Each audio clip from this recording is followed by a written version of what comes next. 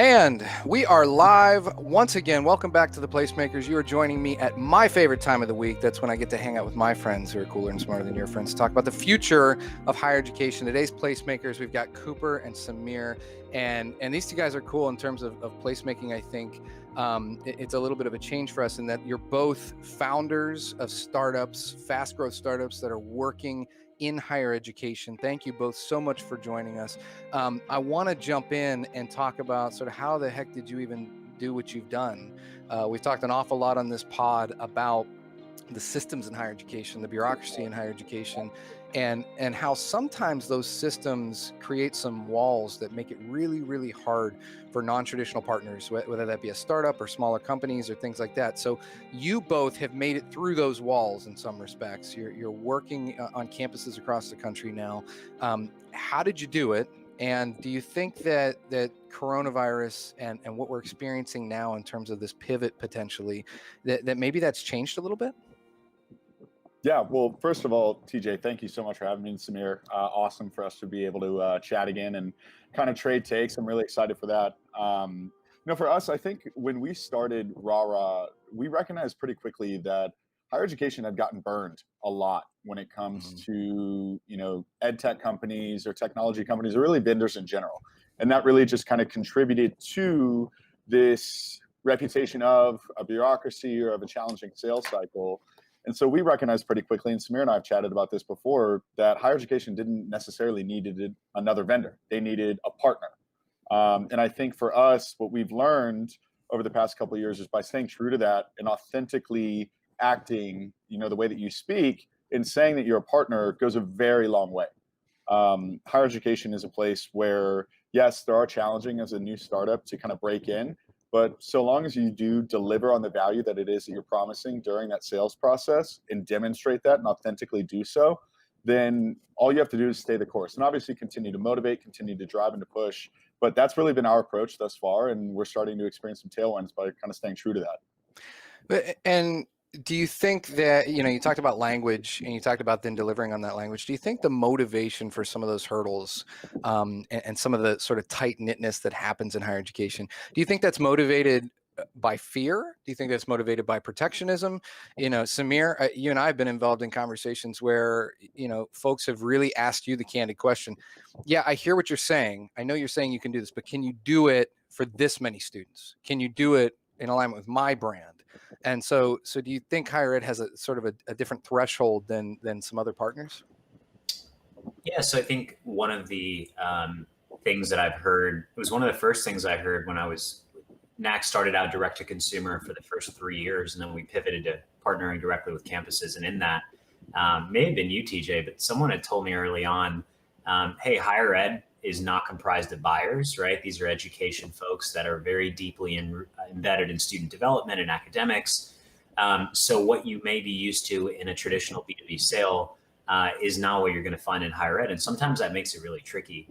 That sort of purview of, can you manage this level of scale? I mean, as a technology company, the number one buzzword we're always throwing out is, hey, how do you scale? And that's why we're here to help you. And so at first glance, it's always the first thing we tout. But I think along the way, sometimes I figure that you win the bigger deals in the right time when you're ready to handle them. And for us, that was certainly the case. In our early days, I think our version of scale versus maybe what a vendor or campus had in terms of scale was very different. 2 to 5 to 10,000 students sounded big to me. And then we sit down with a campus that's serving 40, 50,000 students, sometimes a day or a month in terms of online delivery. And so how do we ensure that, one, our system can actually handle that sort of demand and stress, if you will, but two, that this doesn't end up being something that only gets utilized by a small portion. So access for that whole population is key. So we've been very much embedded in those conversations around, hey, how do we know you can scale? I think from our standpoint, it's about building systems in-house the right way. We've never outsourced our products, have no plans to do that.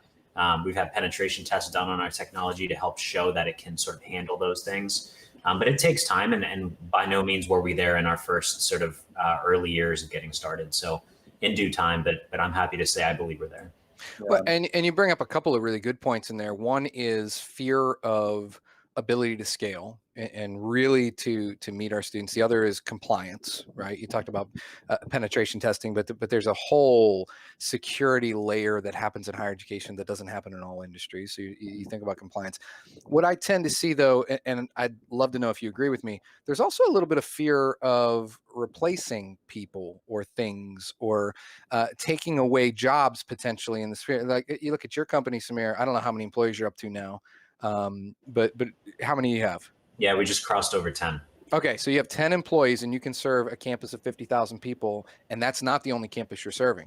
And No, you could potentially replace whole departments on campuses with your 10 employees essentially. Is that scary to higher education? I mean, I'll raise my hand and say I think it is to some people, but I would love to know if you feel like you're experiencing that a little bit. Absolutely. I mean, I think it begs the question of what is everyone's role on a campus, and is this truly student-centered, or are we sort of spending endlessly and putting bodies in place for programs and services that we think we need versus students truly needing them? Yeah. I can give you an example. As we started our business 5 years ago, direct to consumer, we still are barely on the heels of releasing an administrative product. We focus so maniacally on the student user that as we started to shift to start serving administrators and program managers to utilize and manage the platform on their campus, we're starting to get feature requests that we know students don't really care about. And I know that it's hard to digest because that administrator is a stakeholder. That's the parent with the money.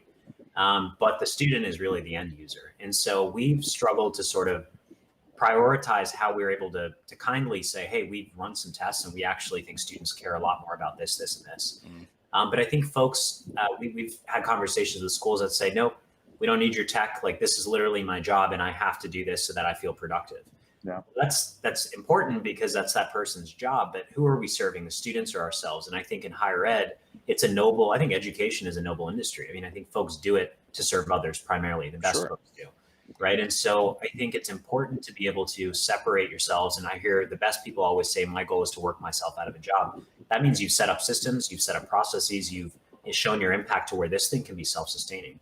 Right. And then I sort of sit on the sidelines or help facilitate. So from our standpoint, one of the most difficult things is we do replace a lot of things, but we replace the low impact things, right? Henry Ford said, if I asked folks what they wanted, they would have asked for a faster horse. Sometimes you got to innovate on behalf of your customers. And sometimes they're constrained in this level of thinking when in reality, there's so many other more higher impact things they could be doing. Tangible example, should a tutoring center be manually matching people on Excel and managing schedules manually?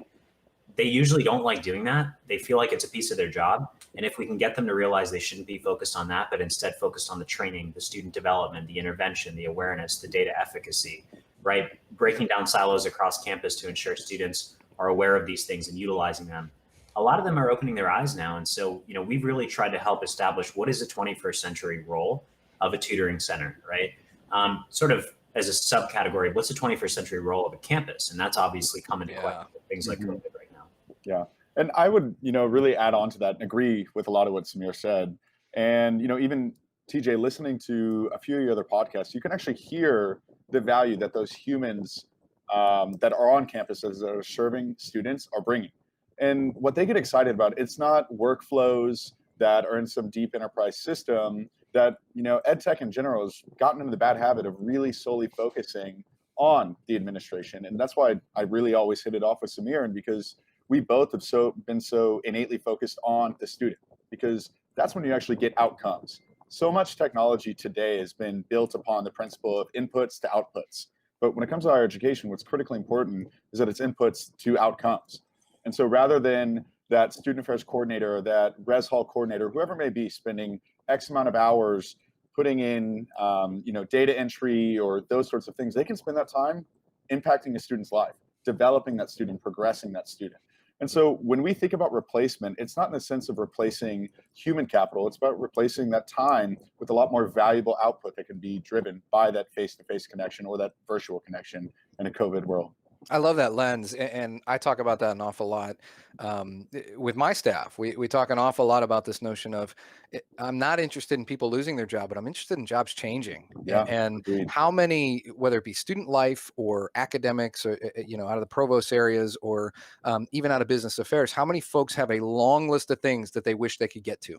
Mm-hmm. And what you all offer is the opportunity for people to get to them. Exactly. and to do some things that they aren't able to do otherwise, because you're able to be more effective and more efficient. So Yeah. I love that lens. And we were talking about it earlier, and Samir really talked about scale within the technology sense, which that's our job, is to build systems that are strong and can support and have the penetration and so on and so forth. But what our goal is to scale higher ed, to scale student affairs. Mm. At least in the lens that we think, which a lot of our focus is within the student affairs world, but has since kind of grown to other areas.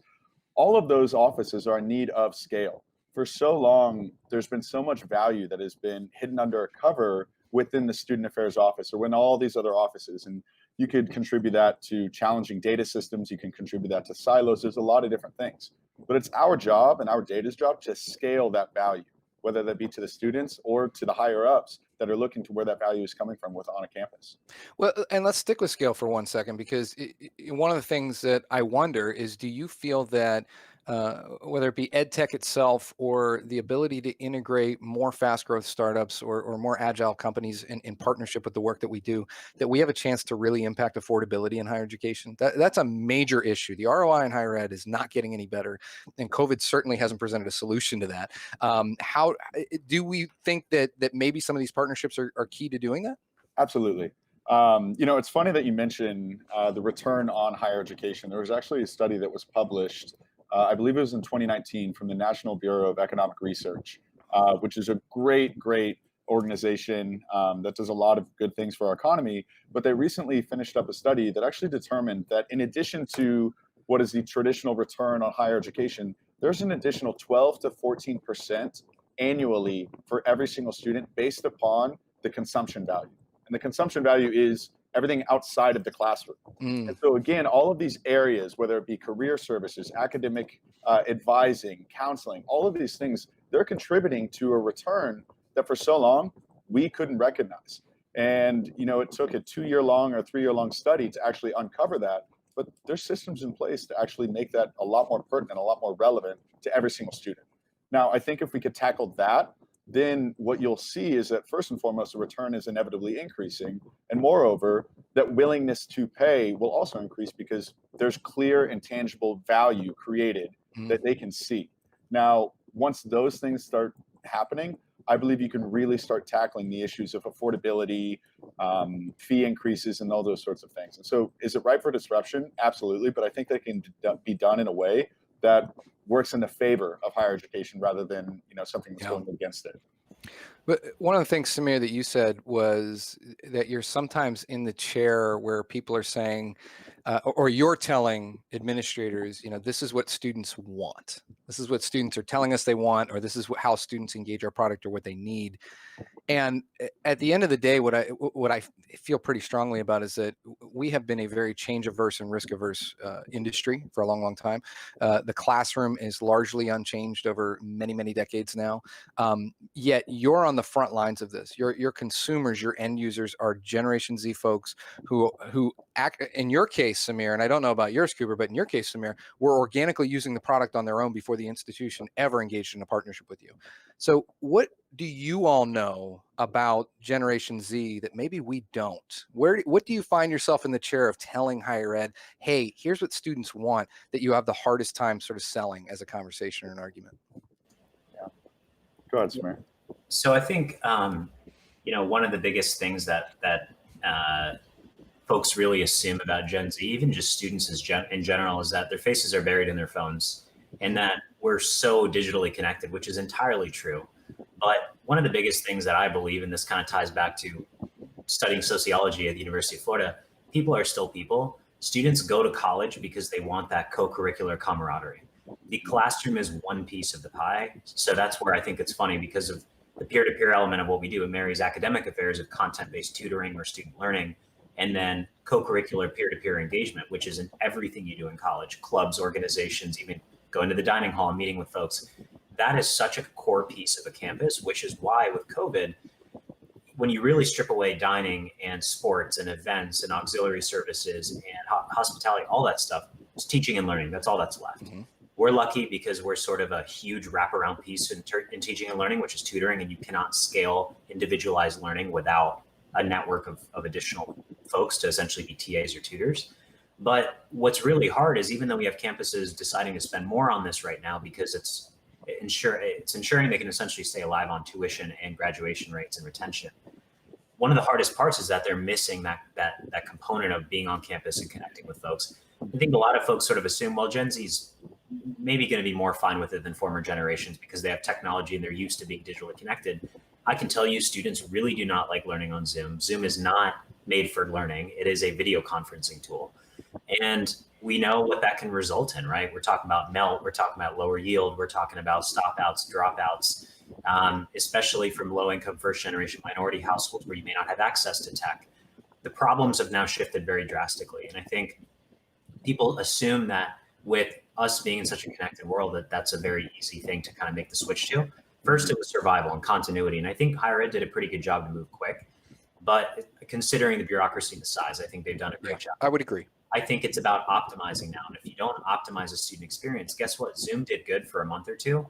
But now, how do you bring back that on-campus element? And many campuses are saying the hard truth is we consolidate and, we spread out meeting, classroom lectures and things like that. One of the scariest features that NAC had, which has now become one of the hottest features, was distributed locations for tutoring. So we used to allow, and we still do, students and tutors to meet up at various locations on campus. And folks say, they have to come to my tutoring center because so I can sort of ensure quality and things like that.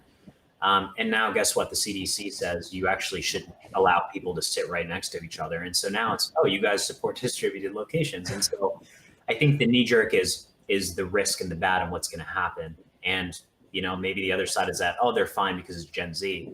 But the urgency is real and the urgency is there. And I'll tell you why. Companies are going directly to students. There are income share agreements. There's Lambda schools now where you don't need to go to a formalized instruction. You can get an extension of corporate training in your own household, virtually in person, and go straight into the workforce. Brandon Busty talks about schools really taking the backseat and allowing students to learn directly from employers, and then utilizing that to get a degree, right? And so there are these flexible models that are now popping up, and I think higher ed really has to continue to optimize and move quickly, or the time's really taken for them to lose out on a lot of students. And when you've had years of resistance and risk aversion, it's really hard to undo that quickly. Yeah, and I would agree with that. And I think that, in a way, and TJ, we've said this before, but, you never want to waste and COVID obviously isn't good, but a crisis in a way. Right.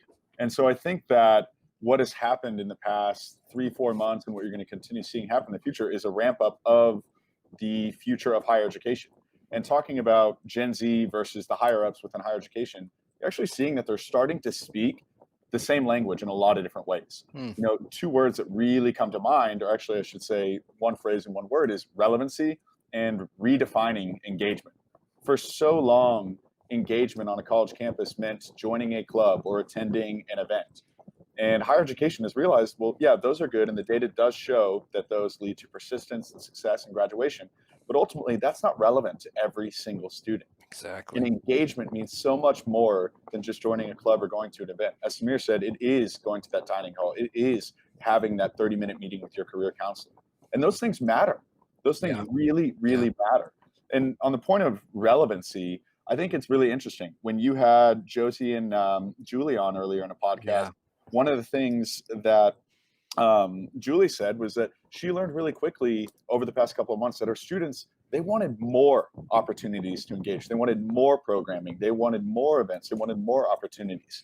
And I would actually challenge that, not in the sense that the students don't want that, but I would actually go as far as to say that they're already there. There's a lot there. Now, obviously, university needs to always improve and increase and so on and so forth. But the challenge isn't that those offerings weren't there before. It's that the students didn't really have a bridge to discover them or discover what was relevant to them.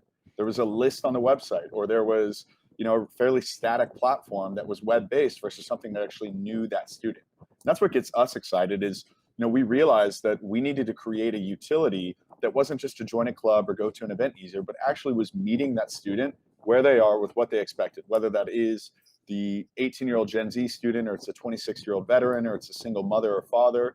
All of these students have their own terms of engagement, and they rely on the university to meet their needs. And I think the university and higher ed in general has done a great job of innovating. You look in the past of 10, 20 years ago, there weren't near as many services and offerings and departments to meet these students' needs. They now exist, but technology hasn't really kept up to build that bridge. And that's why we get excited, at least from the way that we see things around. Yeah. It's interesting. The Busty on our pod talked a lot about the archetype of the student and how that's splintering a little bit, and that you can't generally say that every Gen Z student is X, Y, or Z, and that it may be more important for institutions to differentiate and really think about who they're serving rather than try to be the serve all or be everything to everybody type of institution. The other point you make there that I had given some thought to, but I think you gave some new language to it, is this idea of the juxtaposition of relevance and engagement. I had the great privilege of being on the phone with a rising high school senior last week for about an hour, and she blew my mind. One, because of how brilliant she is at 17 years old and how much more thoughtful she is at 17 than I probably even am now. She was amazing, but she turned a lot of things on its head, I think, for student affairs and higher ed folks, which is that we have an industry built on these founding principles of people like me. And if I see people like me, I'm more likely to feel comfortable and connected, and I'm more likely to then be more engaged and get better grades and persist and then graduate. And she said, no, I don't want to see people like me. I want to see people different than me. I want to she's taken it for a long, long time. We talked about, engaging and challenging students, and it feels as though engaging was very favored. But now I think students want to be challenged a little bit, or at least this student articulated that. And so I don't know what it all means, but I'm very interested in what this splintering of students is going to mean, and what is relevant to them in terms of how it changes what we believe about engagement. I know that higher ed professionals particularly love to take what their experience was and believe that that's the experience that everybody ought to have. Yeah. Instead of really paying attention to generationally, what do students need from us now? And I think that the innovative universities and the administrators, whoever folks that are listening to this, when they hear that, they should get excited, because that's one of the core missions of higher education, is to grow the student. And so you hear one example of Gen Z saying, I want to be challenged. I want to grow. I don't want to go and spend 2 or 4 or 6 years in an echo chamber. And so that's awesome. And so higher ed just needs to step up to the plate. And I think they are, again, doing a great job in that in many, many ways. But that's just going to be, it's like what we were talking about earlier. Yeah. It's not about success. It's about momentum. And that's a lot of momentum to take. I love that. Yeah. Before we went live, one of the things you said to our producer, Diamond, you started by saying, congrats on your success. You said, let me change that. Congrats on the momentum, because it's not about sort of stop and celebrate and be one thing. It's about, okay, how do we continue to grow and evolve and innovate in this world? And that's why I'm so excited about where we are, is because this moment in time, I think, has the opportunity to accelerate and ramp up what the future of higher education could look like if people pay attention to it and engage in it. And I think there's a lot of data to back that up. And you're seeing that, right? You're seeing, a very large digital transformation that's about to occur, or already is occurring. Now, whether that be in the SIS space or the LMS space, but I think one of the reasons that we get excited is, the cat's out of the bag when it comes to online education or the Lambda schools or whatever it be. But the one thing that higher education in the traditional sense has on all of those other offerings is community, and everything that the community can offer, and all those services and those opportunities and those connections. And so you're going to start seeing a lot of universities, or those that are innovative, that are doubling down and investing in that community and investing in technology to support and scale that. Cooper, I love your optimism. You have given me reason to be excited today. I sent a very pessimistic, not so popular tweet earlier today about some of the campus reopening plans, and how, quite candidly, it feels a little bit like a disingenuous money grab to some extent. I saw that. And I know that's not going to get a lot of love, because there's a little bit of, we've got to get back to the work. But again, that perspective of this being a pivot point, I really do appreciate it. I want to pivot a little bit, speaking of pivots, to this notion of 21st century sort of workplace skills. When we think about value, and Cooper, you talked about, we have an opportunity now to increase the value in higher education. I think that most people would mark the value of higher education, the ROI, traditionally as, what are my chances of getting a job? What are my chances of getting a job that makes sense, or a career or a life that makes sense as a result of all of this potential debt that I'm going to take on, all this money that I'm going to spend on an undergraduate education? What do you know? Because you're working in the space where your end users are Generation Z students. Many of your employees are millennials, if not Gen Z students. Where you not only are a 21st century workplace by virtue of being a fast growth startup that's serving higher education, but you're also, and Samir, I know you spend a lot of time on this. You're also helping to develop career placement and 21st century workplace skills. What do you know that we don't know?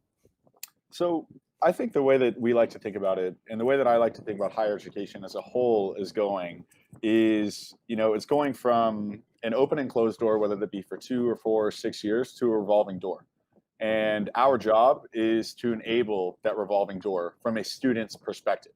And so, turning and building technology to enable the lifelong learner, I think is what we can do and what is most critical. And so for us, that's connecting the students or the prospective students to the active student, to the employees and the faculty on that university, and ultimately to becoming an alumnus. Now, what I think you're seeing, and you're starting to see a lot of in California, is corporations, whether it be Apple or IBM, that are partnering with Mhm. universities so that you can go and you can spend 6 months on a college campus earning some sort of credentials and then going and moving to go work for Apple. And after a year or two of working for Apple, then you're getting tapped for management. So you go back to that university to earn more credentials. I see that revolving door happening a lot more now, not overnight, but over time is kind of the way that I see, workplace credentials and how that all kind of coming together. Yeah, and Busty talked a lot about getting a job to go to school instead of going to school to get a job. Yeah. And even in our community college conversation, there was an awful lot of conversation about sort of experiential learning and what's happening. And Matt Stein, who does our closing thought all the time, talks a lot about what can we do with the retail partners on campus to do a better job of that. And we always hold up the Saxby's model as a really interesting group that does situated learning on a college campus and also happens to be a coffee shop. A very, very sort of cool model. Yeah, that is. What about you, Samir? I know that you've really sort of unlocked this door on career placement through tutoring in a way that I don't know that everybody sort of saw on the front end of what you were working on. Yeah, so there's a lot that I think everyone in higher ed knows about skills gap, and is the curriculum aligned to what the workforce needs are. I would argue community colleges do the best job of that, because that is in effect, that is their mission, is to match the needs of the community in terms of the workforce. One of the main things that I think a lot of folks forget to realize, or maybe don't even realize at all, is that part of it is the skills gap. But the other piece of it is that students need to basically rely upon tangible experiences and learn how to communicate their skills. So this sort of awareness gap, if you will, right? Where you've got a bunch of students that have done amazing things. And there's this quintessential story of a student athlete who was an incredible athlete, sits down at a job interview, employer asks, tell me a time you worked really well on a team, and literally drew a blank. So I think there's an opportunity there to help students make connections between what they're doing in the classroom or on campus, even outside of the classroom, and what that means, not just for career success, but life after college. That could be grad school, that could be career, that could be, being an entrepreneur, whatever it is. But being able to parlay those experiences, having those experiences is the first thing. And as Cooper said, there's a lot of stuff out there: study abroad, student involvement, sports, right? Academic honor societies, things like that. Institutions have to make sure that's accessible. Study abroad, I would argue, is not always accessible to everybody. Right. So they need to look at those opportunities. But then secondly, how do you help students draw the connections? So there's a group called Iowa Grow, Guided Reflection on Work. And their whole mission is it's done in partnership and sort of brainchild of George Koo, who's actually our senior advisor and known in the high impact practices space, which is, how do you help these students as they have a conflict with someone in the workplace? Don't just pull them aside and say, hey, great job or terrible job handling that. But as they work through that, ask them to make connections about what that means going forward. Next time that happens, what does that mean? You sit down with an employer, how are you going to demonstrate that you were able to get past this? So that then you can actually make deep synthesized connections between what you're doing on campus or at the fraternity house, if it's not always considered bad, or whatever you're doing on campus, to then be something that actually is more meaningful. I think that takes a lot of concerted guidance from faculty and staff. But I would argue, and this is sort of the thesis of our company, is allow students to learn that amongst one another, but allow the faculty and staff to facilitate those connections afterwards. So instead of getting in the middle of a tutoring process or a mentorship environment, put in the right guardrails and the systems to set them up for success through training and development, but then let them go and then allow that leader to then, again, reflect back on their growth and make those connections. For NAC, we were tangibly able to prove something really, really special that I think is now sort of coming back to make a big tailwind for us, which is we were able to get companies to pay the tutoring costs for campuses. So Florida A&M, a top HBCU, one of our first customers we signed, they said, hey, we're an HBCU, we have limited resources, but we have a big retention issue and we need more tutoring. We're going to put up a hefty amount of money to get this program up and running, but we need to figure out ways to sort of defray costs over time because we don't have unlimited budgets. And this is a usage-based model. If students love tutoring, correlated to great things, but that's costly for us to keep putting that money up.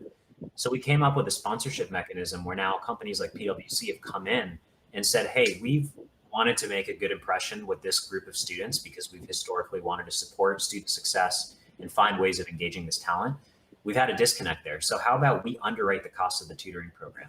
So Shell had actually done this at Georgia Tech. They said, hey, it's a great way for us to find top talent, the tutors, but then also write a check to the foundation to say, give away free services to students who need it the most. So we've actually blended an accounting firm to be able to identify top talent, put wages behind those tutors as almost a farm league of talent because they realize those skills those tutors are developing, one, carry a good brand name for that company, but more importantly, allow those tutors to develop skills and then potentially come back into that organization for employed work. So these blended models, I think, are really important. Again, I know Brandon Busteed's talked a lot about that. And I think there's a huge opportunity for institutions to not be afraid of companies sort of, being predatory and taking talent, but instead working together. Because as I said today, you can get many jobs without a college degree and they'll train you on the spot and you'll have high earning potential. So I think they have to work together and they have to be willing to figure out ways of incorporating them directly into the student experience. Maybe not always just through career services, but through other mechanisms like sponsored programs. Absolutely. That's a great point. Yeah, and that just in concept, that philosophy, that's what we need to be scaling. That's something that, doesn't just create an ecosystem and a value add in terms of the ROI to the student. I think it also has a high impact on affordability for higher education. I think it's a real key for us moving forward. So Cooper, as you said earlier, we never want to let any crisis go to waste. And we always like to end the pod on thinking about the opportunities. So as you look at where we are right now, I tend to think that COVID is an accelerator, not an actual change maker. I don't think it's making these changes. I think it's accelerating them. And we've seen that across all sectors, but higher education, along with healthcare, is probably the most disruptible industry on the planet. And so given that this is going to accelerate some things, what do you see as the opportunities, whether it be right now that we can take advantage of so that we come out on the other side of this a little bit better, or long term? What are the opportunities this presents us? Yeah, absolutely. So I think from a campus perspective, what this opportunity in my mind, what it's been is it's a reframe of mind. It's a reframe of priorities. These universities have done a great job in so many ways historically, but they kind of got kicked in the teeth when COVID hit. And no one could have controlled that happening. That's years worth of history and it's a global pandemic. But all of these universities, what they did and immediately did was they thought, what can we do to keep our students safe? What can we do to keep our students learning? And now that those things have been taken care of, which Samir already commended him, it's so true. I mean, they moved quick to be able to do that. Now, what they need to think about is what can we do to keep them here? What can we do to continue providing this value to them that has long been around and it's long been proven? And now that is, at risk of disruption, but I see that as an opportunity. And so that's what I think. I think that right now universities as a whole need to continue to invest in their people first and foremost, in their students, and in technology. Right now, technology needs to be seen as an ally and not as a disruptor or as a risk, because there's a lot of technology companies out there, whether it be NAC or RARA, but there's many others that are there to serve a distinct purpose to higher education, not to disrupt them. Great. Samir. Yes, I think I would agree that COVID and other things that we have no idea that may be around the corner, given the world's been a little wild in 2020, are likely to be catalysts. Right? Murder hornets. Yeah, we got to be careful of those. Yeah. And so they're catalysts, right? These were changes. For example, we had so many customers that said, we know we want to use NAC. We're not there yet. We're not there yet. COVID-19 hits, catalyst, boom, they want to chat. And great, sometimes they buy, sometimes they still don't. But I think what it's forced is an existential question of recentering on the customer. I think higher ed has never really looked at the student as a customer, but in fact, they are paying. Whether or not that's a government-backed loan, whatever else you want to sort of think about on the scary side of the finances there, they are the customer. They're effectively giving you their money. And so thinking about who are we serving? Why are we serving them, right? Is that now changed because the marketplace has shifted? And how are we serving them, right? Is it purely just online delivery that's going to cut it? Definitely not. Does it mean that classes should entirely go back to in person? No. But I think there needs to be that blended mentality. And as Cooper said, looking at technology as an enabler, right? As an ally to get there. There are definitely predatory technology vendors out there, and you have to do your diligence and be smart.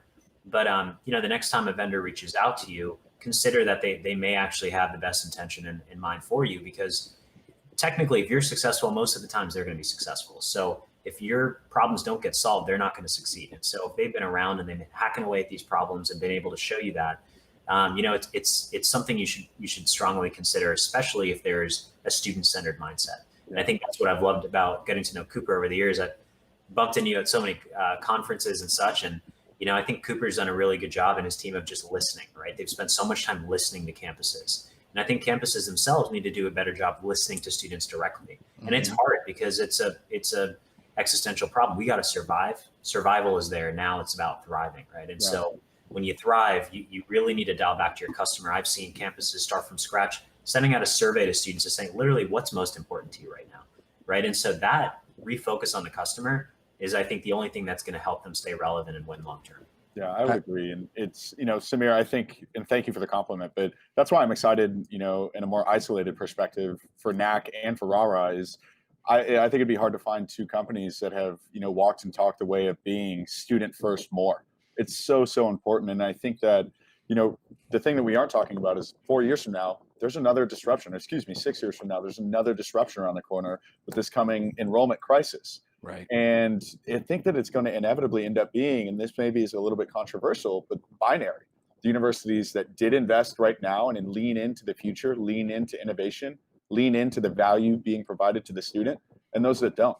And those that don't are really going to struggle in the future. So yeah, but it's an exciting time, and it's an opportunity a lot more so than it is a disruption. Yeah, I don't disagree. And customer's been a dirty word in higher education for a long time. But what I love about the two of you is that you recognize that being student-centered means recognizing that they are the customer and being focused on them. If they do well, you're going to do well. And I think we could adopt some of that mindset in higher education at times. Well, with that, we're going to close it up. I cannot thank the both of you enough. The both of you are wonderful founders of wonderful companies that I think really represent what the future of higher education is going to look like. And I can't thank you enough for contributing to the content and the conversation that we're trying to have here. Next week, we're going to have more Placemakers right here, same place, same time. But for now, we want to say thank you and good night. Thank you. Thanks, TJ. It was fun. Good night, everybody. All right. Have a good evening. All right. Bye now.